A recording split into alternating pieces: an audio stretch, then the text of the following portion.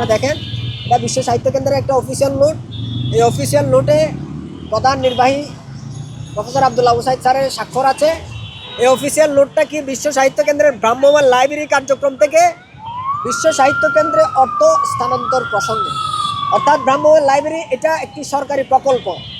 এই প্রকল্পটা সরকার প্রান্তিক লেভেলে পাঠক বৃদ্ধি করার জন্য, মানে ভ্রাম্যমাণ লাইব্রেরি কার্যক্রম পরিচালনা করার জন্য দিয়েছে। এই টাকা থেকে তারা বিশ্ব সাহিত্য কেন্দ্রে টাকা স্থানান্তর করে। এই টাকাটা দিয়ে তারা কি করে, এই যে দেখেন এখানে জমি ক্রয় বাবদ 8 কোটি এত টাকা, জমি ক্রয় বাবদ 7 কোটি সামথিং টাকা। কিন্তু এটা হলো প্রকল্পের টাকা, বুঝছেন? কিন্তু প্রকল্পের টাকাটা প্রকল্পের খাতে ব্যয় না করে তারা প্রতিষ্ঠানের নামে জমি ক্রয় করে, বা এরকম আরও অনেক কিছু আছে। দ্বিতীয় যে বিষয়টা আপনি দেখেন, এখানে একটা 6,88,00,000 টাকা, এটা হলো পাঠকদের কসম মানি, অর্থাৎ জামানতের টাকা। এই জামানতের টাকাগুলো ফেরতযোগ্য, পাঠক চাহিদা মাত্র দিতে হয়। এটা এফডিআর করার কোনো নিয়ম, কোনো যুক্তি নাই, কারণ এফডিআর তো একটা 5 বছর 10 বছরের একটা বিষয়। কিন্তু বিশ্ব সাহিত্য কেন্দ্র এই পাঠকের প্রায় 7 কোটি জামানতের টাকা ইন্টারেস্ট সহ এফডিআর করে রাখে। আমরা মূলত এই বিষয়গুলো নিয়ে কর্তৃপক্ষের নজরে এনেছিলাম, যার প্রেক্ষিতেই আমাদেরকে চাকরিচ্যুত করে দেওয়া হয়। শুধুমাত্র কিছু নীতিগত বিষয়ে আমরা ইন্টারনালি নীতিগত বিশ্ব সাহিত্য কেন্দ্রের মতো একটি ইমেজফুল প্রতিষ্ঠান, মানুষের কাছে এটার একটা শক্ত ভাবমূর্তি রয়েছে, এরকম একটি প্রতিষ্ঠানের বছরের পর বছর ধরে কিছু অস্বচ্ছতা এবং অব্যবস্থাপনা, যেটার বিষয় নিয়ে আমরা কিছু নীতিগত বিষয় নিয়ে আমরা প্রফেসর আব্দুল্লাহ আবু সাঈদের সাথে কথা বলতে গিয়েছিলাম, অত্যন্ত অফিসিয়াল এবং ডেকুরাম এর মধ্য দিয়ে, যার প্রেক্ষিতে, যার উপর জের ধরেই কর্তৃপক্ষ আমাদেরকে চাকরিচ্যুত করে দিয়েছে অত্যন্ত অমানবিক এবং অন্যায়ভাবে।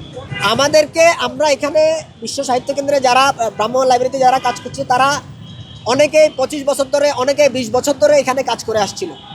আপনারা দেখেন, ভ্রাম্যমাণ লাইব্রেরি কার্যক্রমটা বিগত 25 বছর ধরে একদিনের জন্য বন্ধ হয় নাই। 2025 সালের জানুয়ারি মাসে হঠাৎ করে ভ্রাম্যমাণ লাইব্রেরিটা বন্ধ করে দিল, তাও বিনা নোটিশে, পাঠকদের জামানতের টাকা ফেরত না দিয়ে। এই বাস্তবতায় আমরা তখন বিশ্ব সাহিত্য কেন্দ্রের সাথে আলাপ করে কোনো প্রতিদান না পেয়ে আমরা বিশ্ব সাহিত্য কেন্দ্রের সামনে অনশনেও বসছিলাম ভ্রাম্যমাণ লাইব্রেরি এটা চলমান রাখার জন্য। পরে আমরা বুঝতে পেরেছিলাম যে এটা আমাদেরকে বাদ দেওয়ার জন্যই মূলত ভ্রাম্যমাণ লাইব্রেরিটা দীর্ঘ 1 বছর ধরে বন্ধ রাখছে, এবং 2026 সালের ফেব্রুয়ারি মাসে এসে এই ভ্রাম্যমাণ লাইব্রেরিটা পুনরায় চালু করছে। এবং এই ভ্রাম্যমাণ লাইব্রেরিতে সম্পূর্ণরূপে আমাদেরকে বাদ দিয়ে প্রায় 65 জন অধিক কর্মীদেরকে, পুরনো কর্মীদেরকে যারা কথা বলেছিল, নীতিগত পরিবর্তনের জন্য যারা কথা বলেছিল, তাদেরকে বাদ দিয়ে সম্পূর্ণ অনভিজ্ঞ নতুন কর্মীদেরকে দিয়ে তারা ভ্রাম্যমাণ লাইব্রেরি পরিচালনা করছে। আমাদের চাকরির গেল প্রায় 1 বছর, 1 বছরের অধিক সময় হয়ে গেছে। আমরা মনে করি সরকার বিশ্ব সাহিত্য কেন্দ্রের প্রতি যতটা মনিটরিং করা দরকার সেরকম মনিটরিং করছে না বলেই বিশ্ব সাহিত্য কেন্দ্র এই ধরনের কাজগুলো করার দুঃসাহস দেখায়। এবং আপনি একটা জিনিস লক্ষ্য করবেন, আমাদেরকে চাকরিচ্যুত এবং আমাদেরকে না দেওয়ার ফলে নতুন প্রকল্প প্রক্রিয়াতে আমরা সরকারের সংশ্লিষ্ট দফতরে কথা বলেছিলাম, সংশ্লিষ্ট কর্তৃপক্ষের সাথে কথা বলেছিলাম। সংশ্লিষ্ট কর্তৃপক্ষ আমাদের সামনেই, এবং সংশ্লিষ্ট কর্তৃপক্ষ বিশ্ব সাহিত্য কেন্দ্রের নির্দেশনাও দিয়েছিল যে আমাদেরকে পুরনো কর্মী হিসাবে আমাদেরকে নেওয়ার জন্য, কিন্তু বিশ্ব সাহিত্য কেন্দ্র সরকারের এই নির্দেশনাও অমান্য করেছে। 65 জন চাকরিচ্যুত হয়েছে। হ্যাঁ, আমাদের বাকি যারা সহকর্মী আছে তারা সবাই আমাদের প্রতি সংহতি জানাচ্ছে, কিন্তু তারা এতটাই অমানবিক এবং অবস্থায় আছে এবং মানবিক ক্রাইসিসের মধ্যে আছে, আর্থিক সংকটের মধ্যে আছে, তারা ঢাকায় আসতে পারছে না। আমি তো আপনাকে বললাম আমার পরিবারের পরিস্থিতিটা, আমি আপনাকে বললাম সবার পরিস্থিতি এরকম।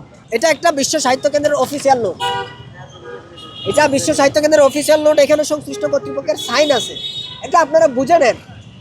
আর আমরা তো প্রফেসর, আমাদের চাকরির বিষয়ে আমরা প্রফেসর আব্দুল্লাহ আবু সাঈদ, আমরা ওনার সাথে নীতিগত কিছু পলিসি লেভেলের পরিবর্তনের জন্য আমরা ওনার সাথে কথা বলতে গিয়েছি। এখন আমরা প্রতিষ্ঠানের কর্মী হিসাবে দীর্ঘদিন ধরে আমরা প্রতিষ্ঠানে আমরা সেবা দিয়ে আসছি, সেই অধিকারটুকু কি আমাদের নাই? আমরা বিশ্ব সাহিত্য কেন্দ্রের প্রধান কর্মকর্তার সাথে, প্রধান নির্বাহীর সাথে আমরা মিটিং করতে পারবো না, কথা বলতে পারবো না? আর এর জের ধরে আমাদেরকে অন্যায়ভাবে চাকরিচ্যুত করে দিতে হবে? তো আমরা বলতে চাই, আমরা এটার সুষ্ঠু সমাধান চাই। আমাদেরকে এটার সুষ্ঠু নিরপেক্ষ সমাধানের মাধ্যমে আমরা আমাদের পুনর্বাসন নিশ্চিত করা হোক এবং আমাদের চাকরি ফিরিয়ে দেওয়া হোক।